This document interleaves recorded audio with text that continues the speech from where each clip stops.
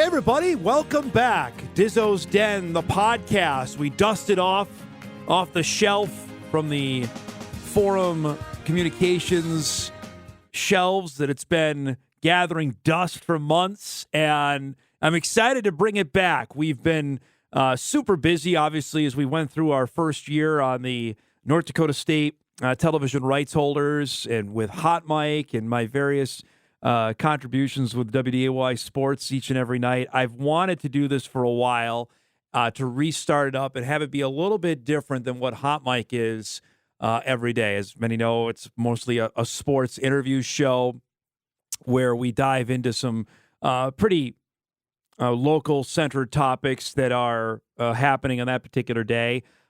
This podcast, I wanted to take it a different route, whether it be sports-related or my other passions that I have. As many know, I am a pretty big movie nerd. As for those that actually watch Hot Mic, they can see the various characters that are assembled on my set, everything from Baby Yoda to Darth Vader to numerous members of the Avengers. That is certainly something. So I'm going to work that stuff in here as we do this. I can't promise we're going to do this every week. I'd certainly like to. But with some, how life goes, that we'll try to do this as often as we can. And there's a couple interviews I wanted to do for people to hear and listen and take in that we didn't have for Hot Mic that I think are important for two separate ways. One, we're going to talk to West Fargo Cheyenne's Karter Menz, who is the top football prospect in the state of North Dakota for the class of 2023.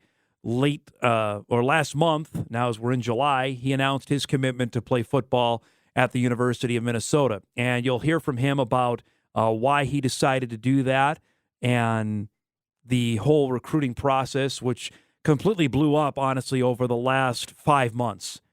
Menz was not even that highly touted outside the state of North Dakota during the 2021 football season. Certainly things changed after Cheyenne won the state championship, and then before you knew it, he had offers from multiple Big Ten teams, Nebraska and Minnesota. Stanford was thrown in there now. Stanford's not in the Big Ten yet, but they very well could be by the time some are listening to this podcast. So I want you to dive into exactly what he had to say and interpret from that. Also, this is going to be a sports-heavy opening podcast to get us back going. You're going to hear from the executive director of the North Dakota High School Activities Association, Mr. Matt Fetsch. And Matt and I visited on a few topics. One that I had been kind of a pet project of mine is about the North Dakota High School spring sports season and exactly what the challenges have been in trying to give them, in my opinion, a fair season. You never see the fall or the winter sports seasons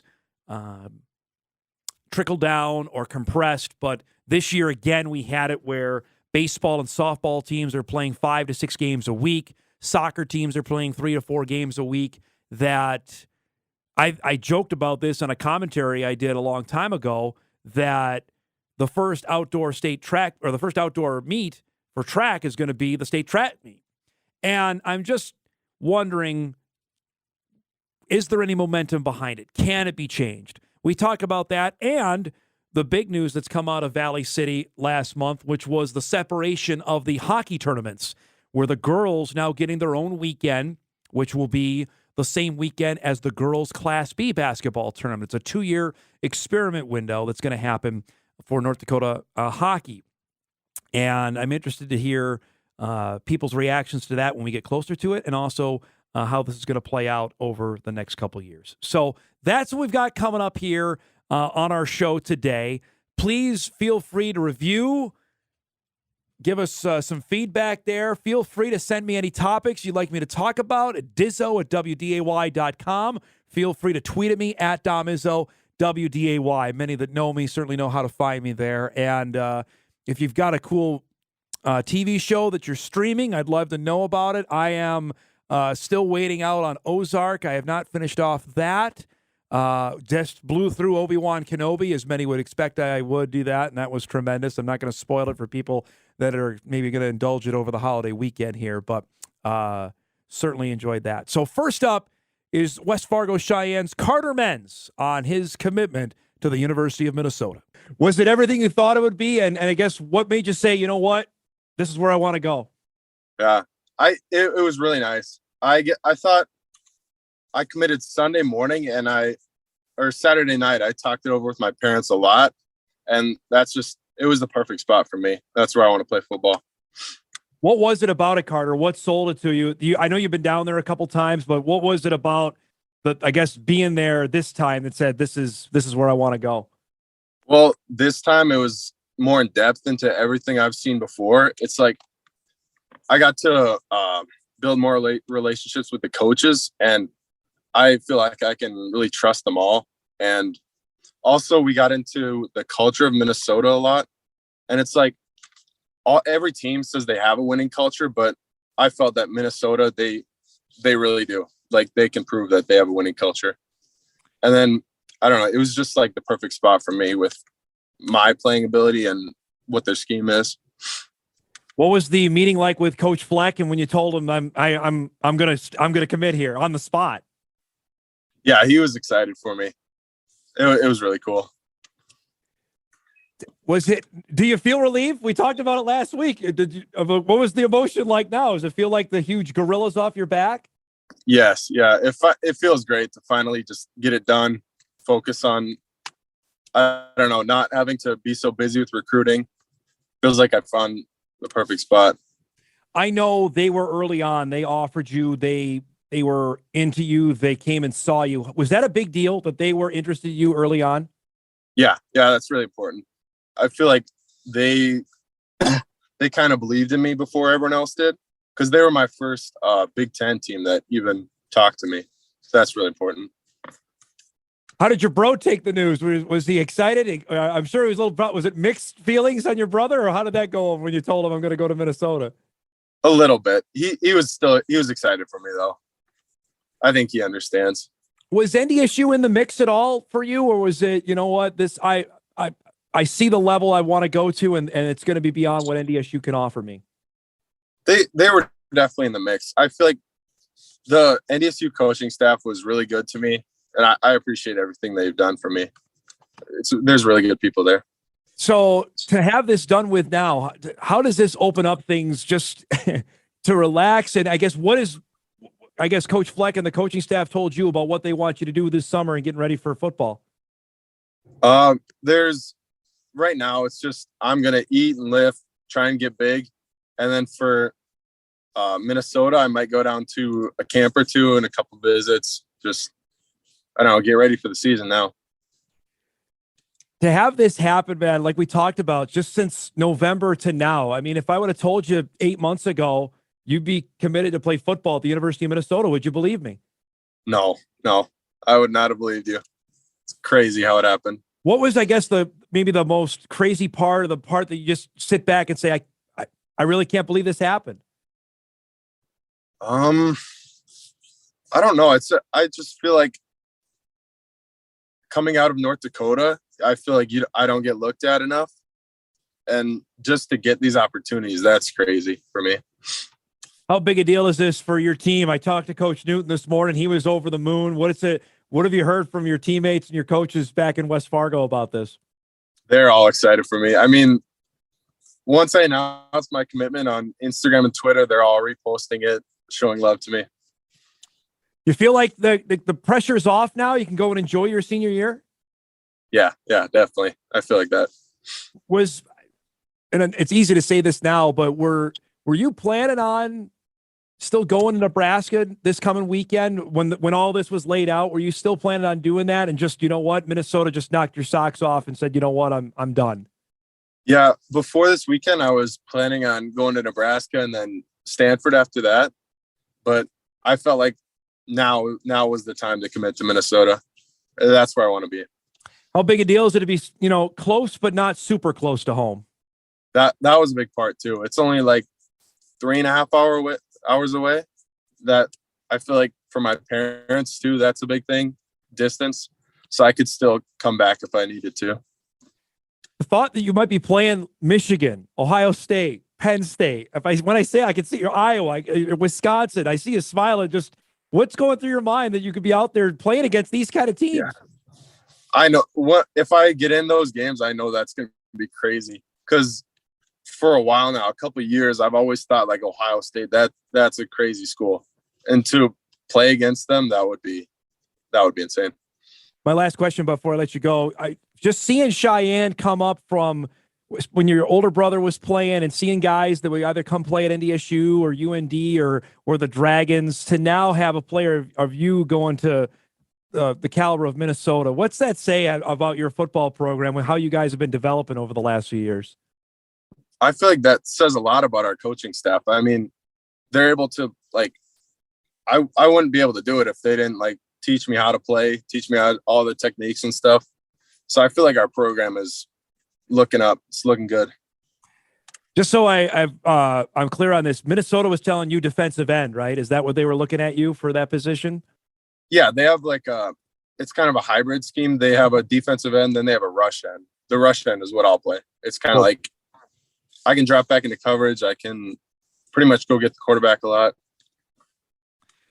Congratulations, man. That's awesome. I really appreciate you giving me a few minutes and go relax a little bit, huh? So your phone's not blowing up for the last few months, right? Yeah. Thank you. We thank Karter Menz for coming on and will be one of the football players we certainly are keeping an eye on for this upcoming football season as West Fargo Sheyenne looks to defend its state championship.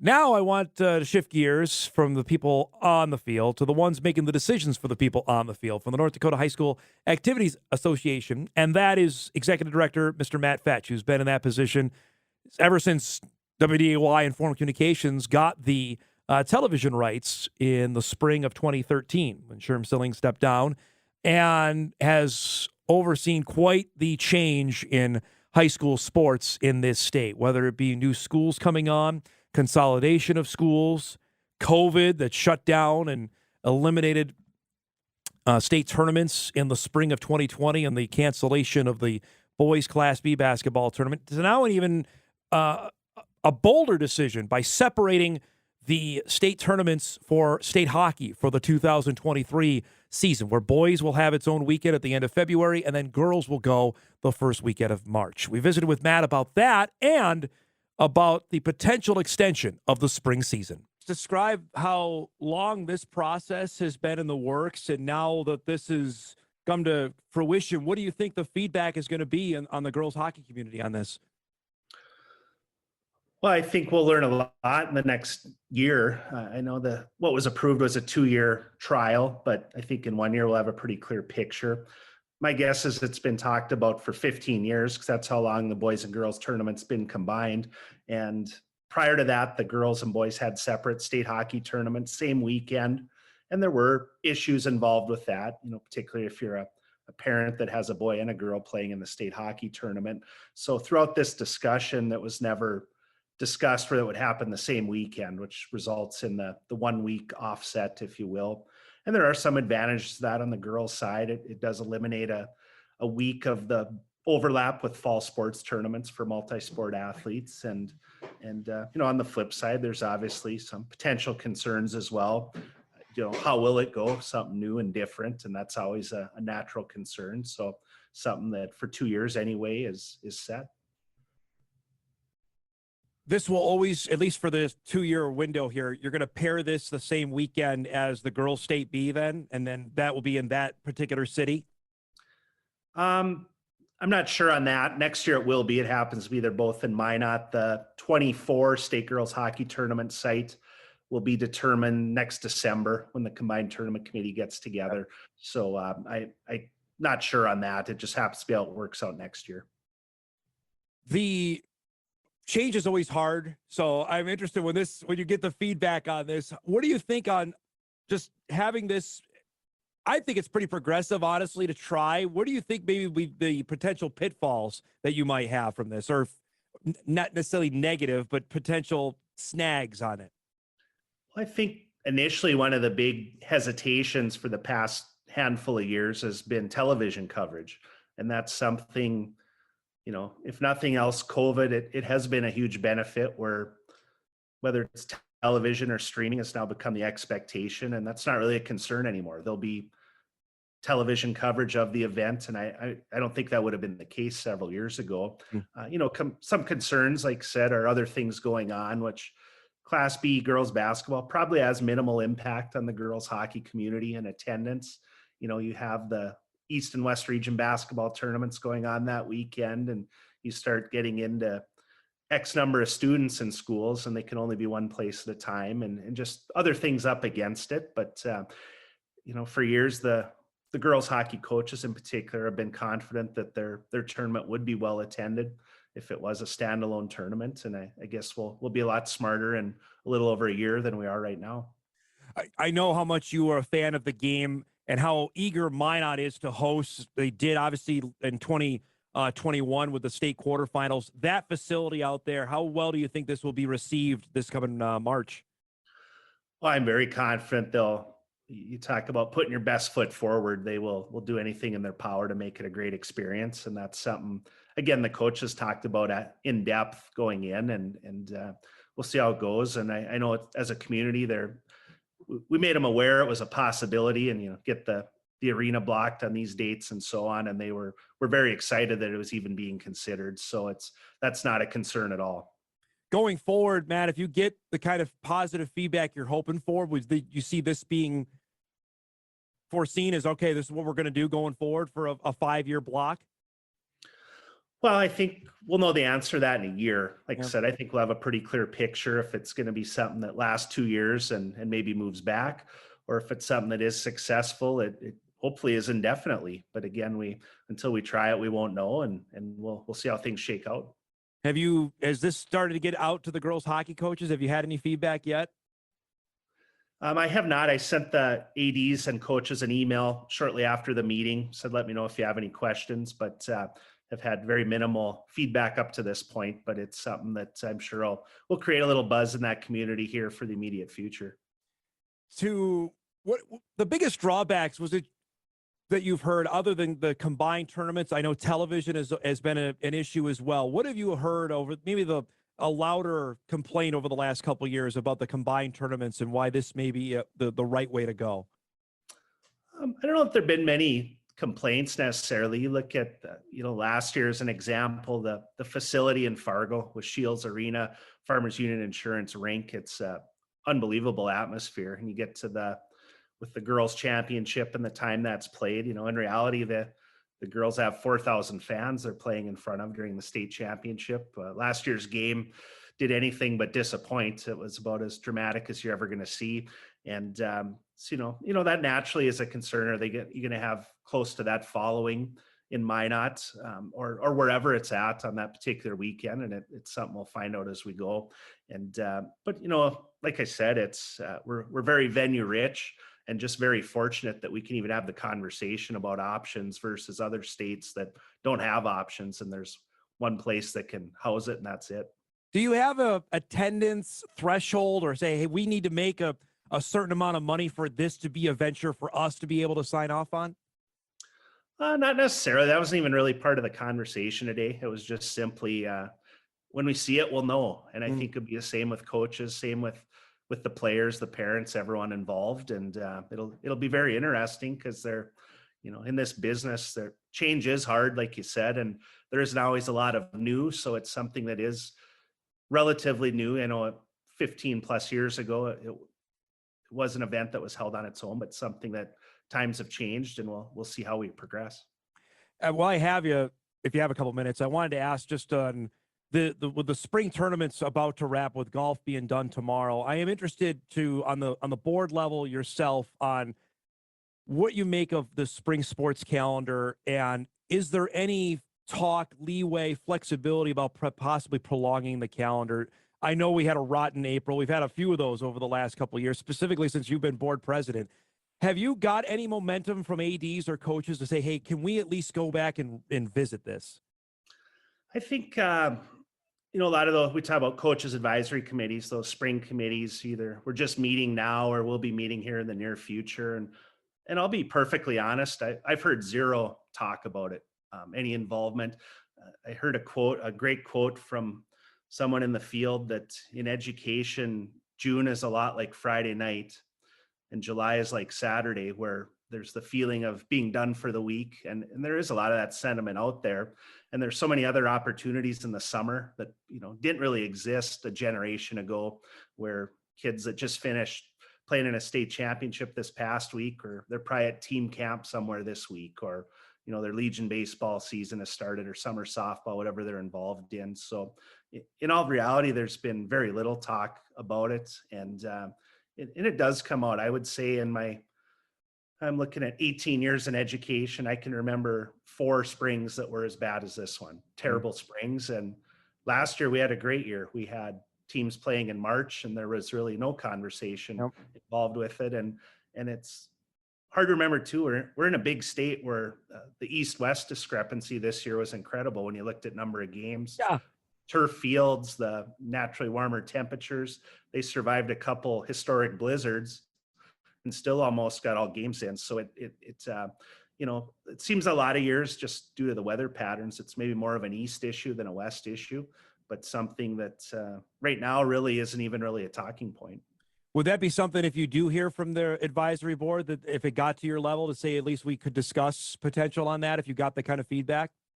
Yeah, that's exactly why those groups exist, where anything they bring forward as a group goes directly to athletic review. That group reviews it and vets it before it goes to the full board. So there's definitely a process in place if there is interest in anything like that. Would you say the biggest pushback would come just from other activities if you wanted to go, let's say, a couple weeks later, that there would be a push? And I know Legion baseball is a huge deal, to say we just can't do this without risking losing a half of our team if we were going to extend the season. Yeah, I think Class A baseball in particular, that's obviously very high on their discussion list. Class B, it varies. There's certain communities with huge Legion tradition and others that are newer programs where more of their traditions in the spring and the high school level. But I think it all just kind of ties together with so many other things going on, and just the calendar the way it is. It's just, there's no guarantee mid-June's real nice in North Dakota either. So it's something that we just become accustomed to, but anything's possible. And if it got to that point, like I said, there is a process in place. Before I let you go, what is, in your mind, the most pressing thing on a board level, or your position, that you're looking at for North Dakota high school sports right now? What is got your attention right now the most? I don't know that there's any one thing. Like I said, it's something.